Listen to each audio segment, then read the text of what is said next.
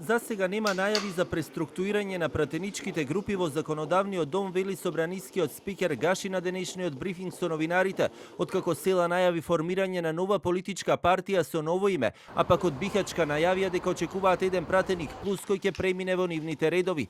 Ова прашање особено се актуализираше откако пратеникот на Знам Цеков го поддржа законското решение за минимална плата на СДСМ. Сепак Гаши вели за сега нема никакви најави, но доколку има и биде известен, затоа ќе ги информира сите пратеници, но јавноста согласно процедурите. Не сум известен се уште во моментов кога секој пратеник или пратеничка група или група на пратеници кои не се организирани во пратеничка група се изјаснуваат поинаку, го информираат председател на собранието, а јас ги информирам сите пратеници и јавноста, така да во моментот кога ќе бидам известен, ќе бидете и вие јавноста известени околу секакви промени на пратеничките групи во собранието.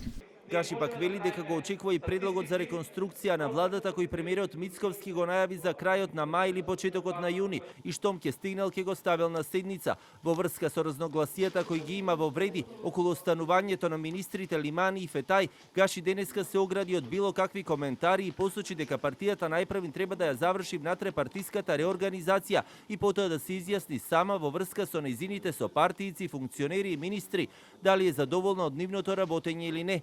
Дали очекува да биде опатена со реконструкцијата, денеска одговор на ова прашање даде и министерката за образование Весна Јаневска. Она во што сум сигурна е дека секојдневно работам колку што е можно повеќе за да придонесам за развој на оваа држава.